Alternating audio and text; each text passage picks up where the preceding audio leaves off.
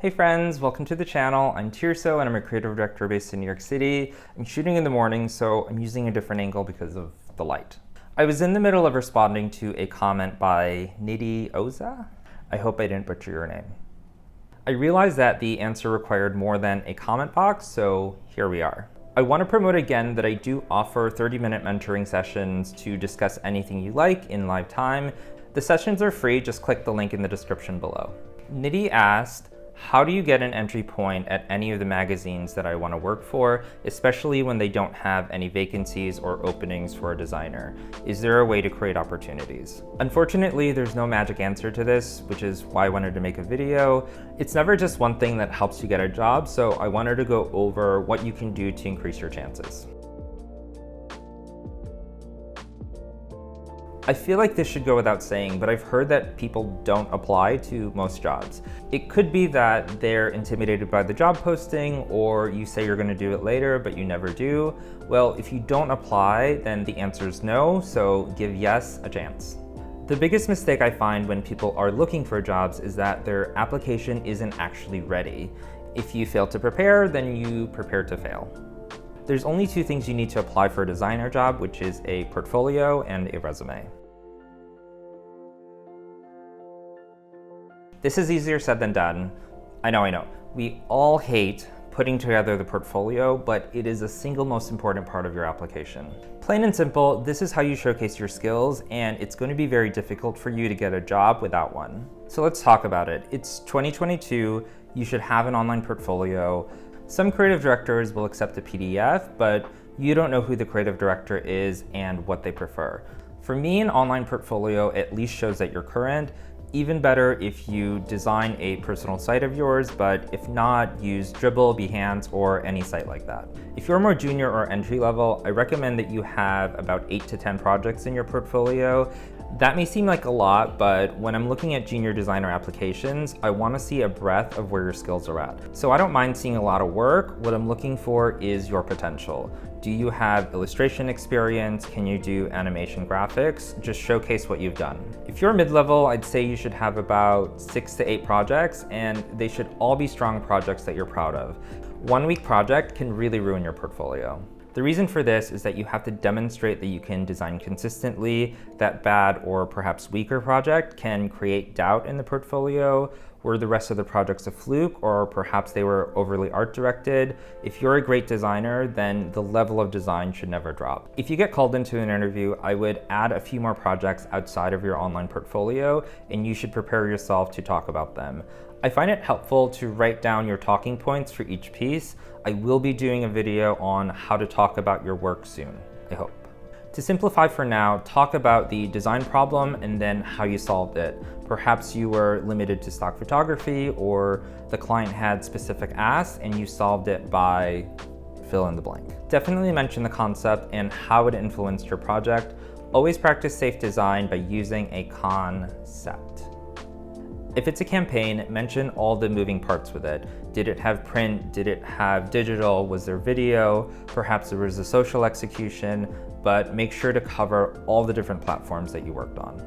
Don't forget to insert the things that you enjoy to show that you're interested in the content. Let's say you're applying to Equinox, which is a luxury gym chain. If you're enthusiastic about fitness, you should probably mention that. If you don't enjoy fitness, perhaps you enjoy luxury travel or hospitality.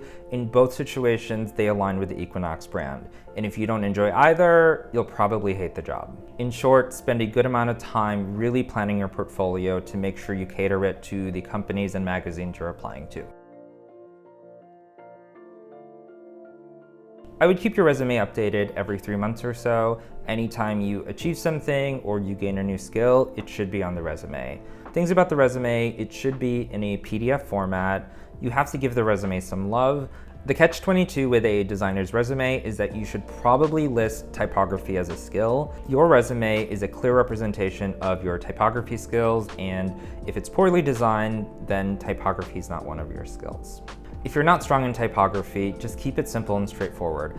I'm actually going to do a video on resume typography next week, so don't worry about it. We're going to get through it together. When you're listing the descriptions in your experience, make sure that you focus on achievements versus listing the responsibilities that you had. Here's what my resume said originally. Leads a team of designers to ensure visual design language is seamlessly executed and cohesive. Leverages editorial background to influence the design of content hubs, native apps, and ad products, blah, blah, blah, blah, blah. When I applied to be a creative director, I needed to boss up. In my last video, I mentioned that when you're at that level, you have to focus on business, so that's exactly what I did. So underneath the description of responsibilities, I also added my achievements. I was the creative lead on Walmart's partnership with Meredith, and I gave results, which was a $3 million campaign that turned into a $12 million campaign. I launched Horizons, a multi-year content site for lung cancer patients. I was also the creative lead on Ford's multi-year women's initiative. This is not the time to be shy. Definitely sell yourself. The last thing for the resume is to keep it in black and white. It is not Legally Blonde, and you know who you are. They do say that it's not just what you know, but also who you know. Building a stronger network definitely opens up more opportunities. Find an organization in the space that you're in and go meet people. SPD is the Society for Publication Designers. When I moved to New York, I attended every single event. After the speakers talked, I went up to them after just to say hello and get some FaceTime.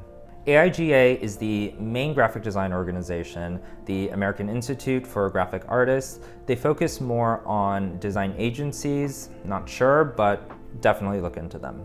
If you don't have anything in your area, or even if you do, just tell people. Tell your family, tell your friends, tell your accountant, tell your Starbucks barista. It doesn't matter, just tell people. You know someone that knows someone who can help you get a job. To answer your question, Nidhi, you should have everything we just talked about ready to go. When that vacancy opens up, you do not want to miss out on that opportunity. You mentioned in your other comment that you were doing freelance work, which I think is great. I would target the freelance work that is shifting you in the direction that you want to go in. When I first started, I was working at smaller publications before I was able to transition to the larger publishing companies like A. Condé Nast, Hearst, Time Inc., Meredith. We've heard that the market is so competitive, but to be honest with you, I don't think the market is competitive at all. Perhaps there are 200 or 300 applicants, maybe more. Only 5 to 10 people are actually qualified for the job.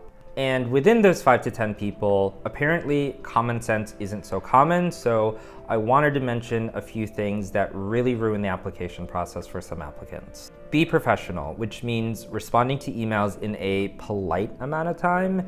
If you have an interview scheduled, make sure that you're punctual. If you can't show up to your interview on time, how can I expect you to show up to work on time? Of course, things happen, but just give them a heads up. Also send a thank you email. A thank you note really projects that you're interested in the job. I can't tell you how many applicants I didn't end up hiring simply because they didn't send a thank you note. One of my previous jobs, the creative director mentioned that he hired me simply because I was the only applicant that sent a thank you note. For your thank you note, make sure to include some things that you talked about during your interview. It makes it feel less generic, and it also shows that you are paying attention. To recap again, the market isn't actually that competitive because a lot of candidates make these mistakes. If you do all the things we talked about regularly, you will absolutely find that design job. I can't promise when, but in the meantime, really focus on your craft so that your application gets stronger and stronger over time. Comment below any questions or thoughts. I will answer them, and who knows, maybe it'll inspire another video. While you're at it, make sure to subscribe to the channel. I'll see you next time.